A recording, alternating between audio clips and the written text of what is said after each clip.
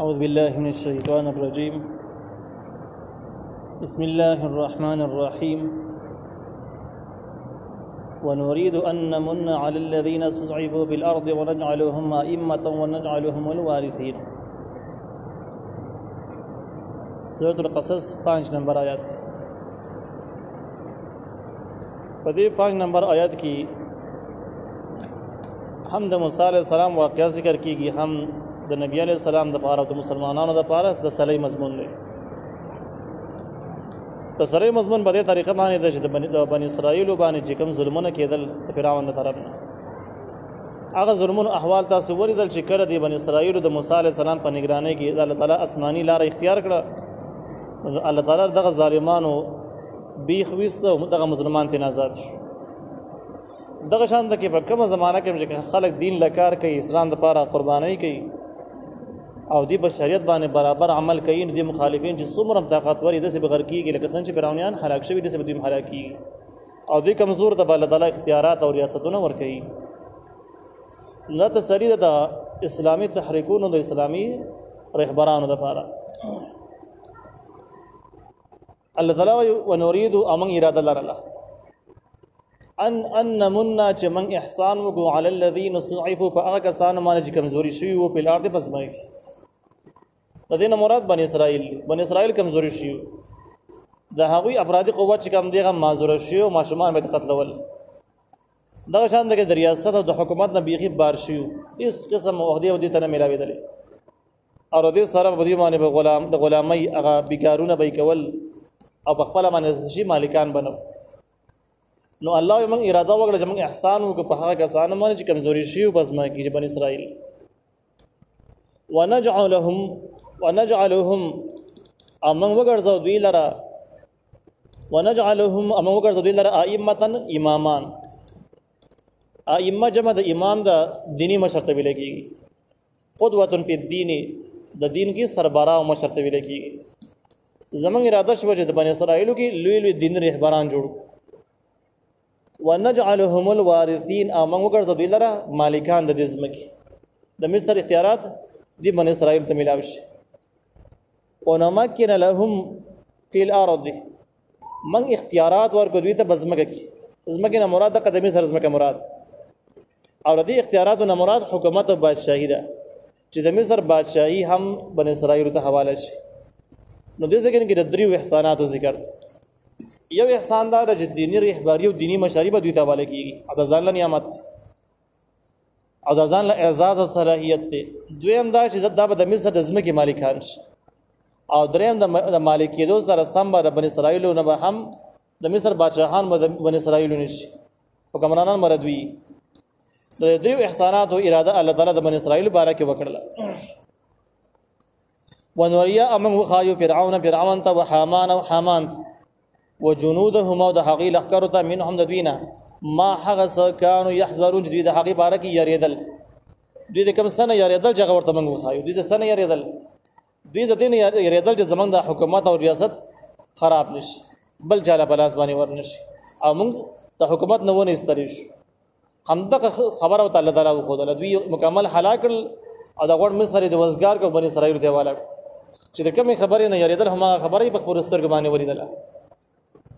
نو دې ځکه کې دا سبق د الله تعالی اراده مقابله کې د هیڅ قوتونو او صلاحیتونو کار نه ورکړي. کله چې الله تعالی سره واسطه او رابطه برابري، دین او شریعت باندې عمل برابري، نو مخالفین کو څومره طاقتور شي، څومره زورور شي، نو د الله تعالی د اراده په مقابله کې دا هیڅ نه دی، دا ټول دغه شان ناکام کیږي، لکه څنګه چې فرعونیان ناکام شو. نو تاریخ هم دې لپاره ذکر کیږي چې د مخکینو خلکو نه وروستنی خلک عبرت واخلي، سبق ته واخلي، او ځکه تاریخ د قرآن څخه هم مقرر شوی دی. واوحینا من الهام وحی بدری مانو سره راضی په معنا د وحی سره چې اسمان نه فرشته یو پیغام راوړي چاته واوري، دا وحی اصطلاحي ده، د پیغمبرانو ته کی. دویم وحی په معنا د الهام سره هم راضی. الهام معنا دا چې د الله تعالی د چا پزړه کې خبر د سواج. دغه مخکې د سورۃ النحل کې دا مضمون تیر شوی دی، او دغه شان د کې وحی په معنا د وسوسې سره هم راضی. دا درې مشهوري معنی دي نو په دې ځکه کې دا وحي په معنا د الهام سره دی زګ هغه اصطلاحي وحي نه دا زګ وحي پیغمبرانو ته کیږي پیغام فرشتہ پیغمبرانو ته راوړي زنانه ته نه راوړي دا پیغمبر نه و دا خو زنانه و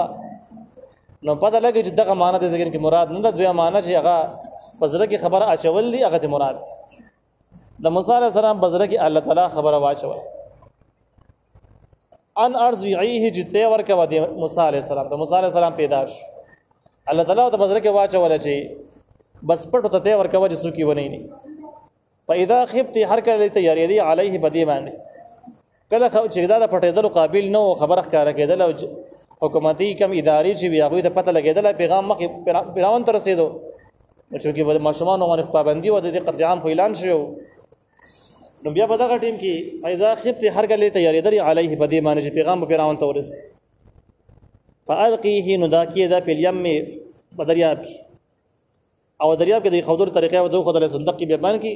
صندوق ورسره جوړ کې جاګه ته بنه داخليږي او دا صندوق کې بده کې دی او دا غینه بعد به صندوق وبو تواج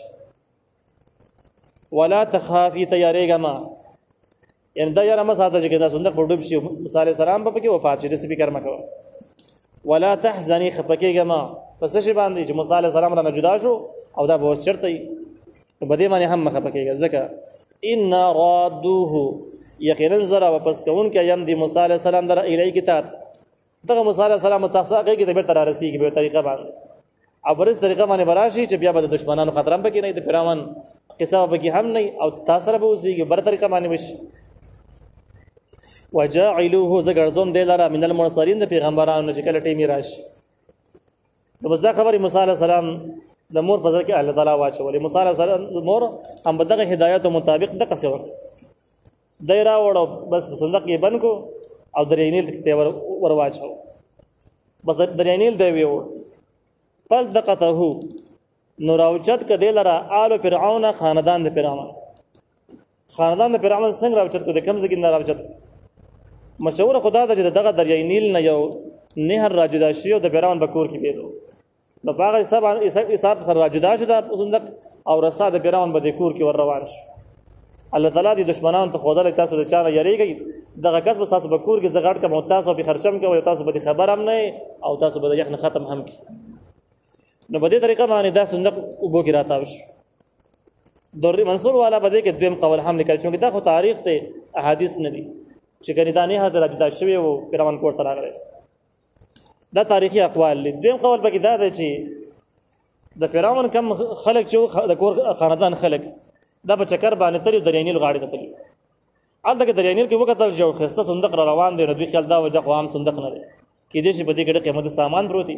صندوق رو غاړي ته کې ته به غاړي تر راغی دوی غاړي دې طرف تر روان شو دې صندوق را واخست کولاوي کې باقي موسی عليه السلام ورته نو مشوره ودی باندې وکړه چې بس پیراون ته وړو چې پیراون څخه پیسې دا وکړه غسه بیا کو نو په دې ټولو دوه صورتونو کې موسی عليه السلام د پیراون کور تر ورسید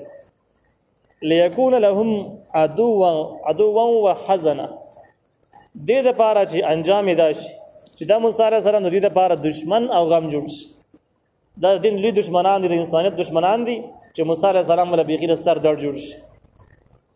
ان فرعون یقینا فرعون و حامان و جنودهم د دې لخرې كانوا دوی خاطئين خطاکار د دین دشمنانو ماشومان قتلول د خپل حکومت د بچ کولو لپاره زبردست خطاکار مجرمان خلک